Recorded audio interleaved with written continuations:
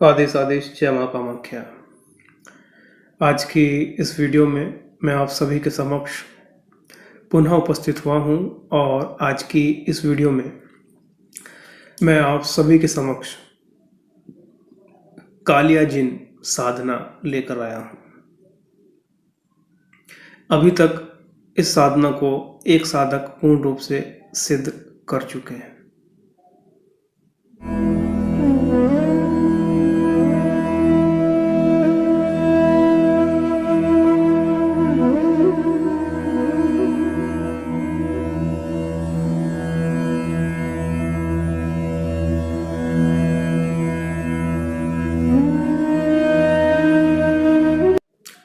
और यह एक उग्र साधना है। उग्र साधना से तात्पर्य इतना होता है कि जिस समय यह शक्ति आपके सामने प्रत्यक्ष रूप में आती है तो साधक ऐसी स्थिति में डर जाता है। तो अगर साधक निडर एक साधक है तो निश्चित रूप से ऐसा साधक इस साधना को कर सकता है। तो निश्चित ही आज हम कालिया जिन साधना के बारे में हम बात करेंगे। तो हम बात करते हैं इस साधना के बारे में। सबसे पहले आप इस साधना को अगर आप करने की सोच रहे हैं तो अच्छे से इस साधना का मंत्र आप जाप कर लें। इस साधना में आपको अच्छे से रक्षा मंत्र, रक्षा घेरा आपको लगा लेना है। यह साधना रात्रि में ही की जाती है, यह आप याद रखें।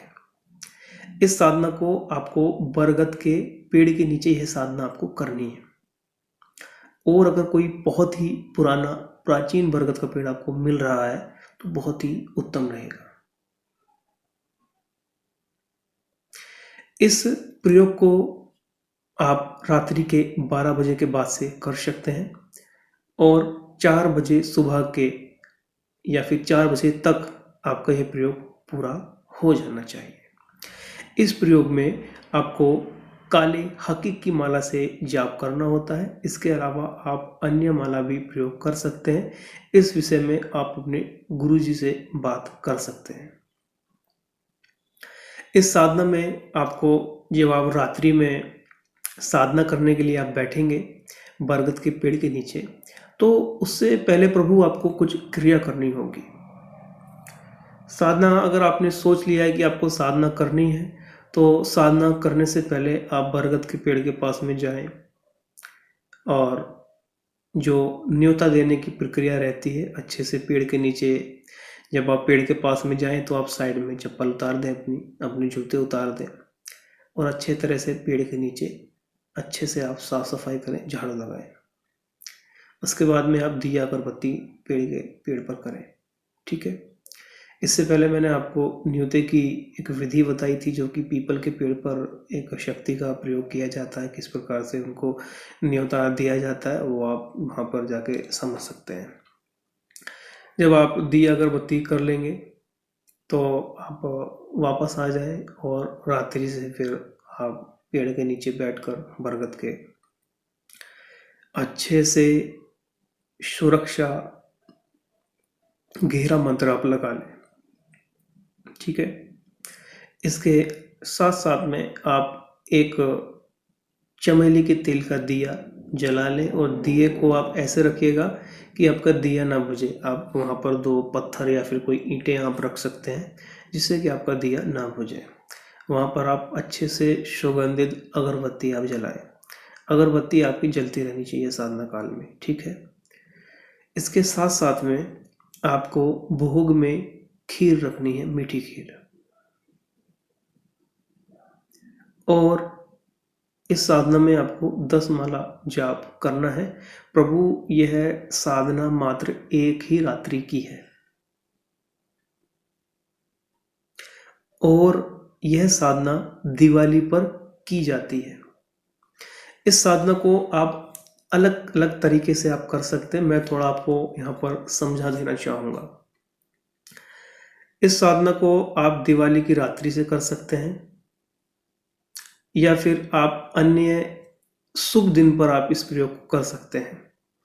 अगर आप इस प्रयोग को कर रहे हैं दिवाली के दिन और एक ही रात्रि में आपको शक्ति के दर्शन नहीं हो पा रहे हैं तो जाप पूर्ण होने के बाद में आप किसी भी शुभ दिन से इस साधना का मंत्र जाप दोबारा से आप करें तो निश्चित रूप से आपको इस शक्ति के प्रत्यक्ष दर्शन हो जाते हैं।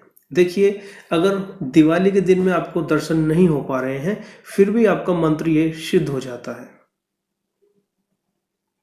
और उसके बाद में आप फिर किसी भी शुभ दिन से आप यह साधना करने बैठेंगे, ठीक है। और जब तक आपको दर्शन ना हो तब तक आप जाप करते रहें। वैसे मैं आपको बता रहा हूं कि यह एक दिन की ही साधना है। जब आपको दर्शन हो जाते हैं तो देखिए ये शक्ति थोड़ा उग्र रूप में आती है, तो उसमें थोड़ा साधक को डरना नहीं होता है। मैंने आपको पहले भी बताया था कि आप बाइक भी चलाते हैं तो आप निडर होकर चलाते हैं, जबकि आपको पता है कि आपकी कोई गारंटी नहीं है कि आपका एक्सीडेंट कब हो जाए।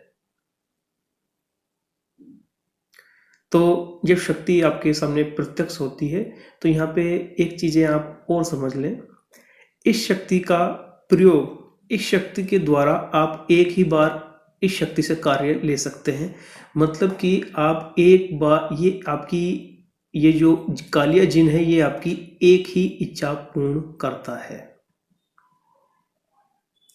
अब ये साधक के हाथ में है कि साधक किस तरह से वचन ले रहा है, ठीक है। हमेशा साथ निभाने का वचन ले रहा है या फिर एक बार में वचन ले रहा है, तो वो आपके गुरु आपको इस विषय में जानकारी देंगे किस तरह से आपको वचन लेने चाहिए। जब ये शक्ति आपके समक्ष प्रत्यक्ष खड़ी हो जाती है तब आपको इनको खीर देनी होती है, जो भोग आपने रखा था, ठीक है। उस हिसाब से आप फिर वचन ले सकते हैं। अगर आप कहेंगे क्या है साधना उग्र है, तो निश्चित रूप से उग्र है। और यह शक्ति बड़े से बड़ा कार्य निश्चित रूप से आपका मिनटों में, चुटकियों में कर सकती है। इस पे कोई सोचने वाली बात नहीं है। इस साधना में आपको सफ़ेद आसन रखना है, सफ़ेद ही इसमें आपके कपड़े रहेंगे। और अगर आप चाहें तो यह साधना, अगर आप चाह रहे हैं कि एक बार आपने दिवाली पे यह साधना कर ली है और उसके बाद में आप दोबारा से इस साधना को करना चाह रहे हैं, इसकी सिद्धि करना चाह रहे हैं, तो शुक्रवार से प्रभु आप कर सकते हैं। नहीं तो आप किसी भी शुभ दिन से आप चालू कर सकते हैं, जैसा कि मैंने आपको बताया है। अगर आपको प्रत्यक्ष दर्शन दिवाली के दिन नहीं हो पा रहे हैं तो फिर भी आपका मंत्र इसमें सिद्ध हो जाता है। सिद्ध होने के बाद में आप शुक्रवार से चाहें तो साधना कर सकते हैं। कम से कम इस साधना को आपको 11 दिन करना होता है, जब तक आपको दर्शन ना मिले। हालांकि यह एक दिन की साधना है, एक दिन में ही इस शक्ति के प्रत्यक्ष दर्शन आपको हो जाते हैं, ठीक है। और ये डिपेंड करता है कि किस तरह का साधक है, कितना उसने शक्ति का जागरण किया है। इस प्रकार से आप यह साधना कर सकते हैं। और एक बहुत ही शक्तिशाली यह साधना है। कालिया जिन को आप छोटा मोटी चीजें मत समझिएगा, यह एक बहुत ही बड़ी शक्ति है। तो आशा करता हूं कि कुछ जानकारी आज आपको मिली होगी। आने वाले समय में मैं आप सभी के समक्ष एक कामेक्षा अप्सरा साधना आप सभी के समक्ष में लेकर आऊंगा, जो कि पूर्ण रूप से परीक्षित साधना रहेगी। आज के लिए इतना ही। आशा करता हूं कि आज आपको कुछ जानकारी मिली होगी। आज के लिए इतना ही। आदिश आदिश, जय मां कामाख्या। दोस्तों, मैं अपने से कुछ धन जमा कर रहा हूं जिससे कि गरीब व असहाय लोगों की सहायता मैं कर सकूं। हमारा उद्देश्य है कि आने वाले समय में हम एक ऐसी जगह का निर्माण करें जिसमें कि असहाय लोगों का रहना खाना निःशुल्क रहे। मैं चाहता हूं कि उस जगह में साधकों की रहने की, खाने की, ध्यान करने की व हवन करने की सभी व्यवस्था रहे। साधक जितने दिन चाहे वहां रहकर निःशुल्क ध्यान व साधना कर सकें। और अगर आप चाहते हैं मेरी तरह इन असहाय लोगों की सहायता करना, तो आप अपने से जितना चाहें उतना दान आप कर सकते हैं। आपके दान से आने वाले समय में हम एक ऐसी जगह का निर्माण कर पाएंगे जहां पर आप आकर ध्यान व साधना निःशुल्क कर पाएंगे। इसके साथ साथ में जो दान आपके माध्यम से होगा उससे गरीब व असहाय लोगों की निश्चित रूप से सहायता होगी और उनकी इस सहायता करने से आपको उनकी दुआ, उनका आशीर्वाद आपके साथ में सदैव रहेगा। आपके इस सहयोग से इन लोगों के लिए हम आप सब बहुत कुछ कर पाएंगे। किसी को भोजन प्रदान करना दोस्तों बहुत ही बड़ा पुण्य का काम है और इससे बड़ा कोई पुण्य नहीं है। आदेश आदेश। जय मां कामाख्या।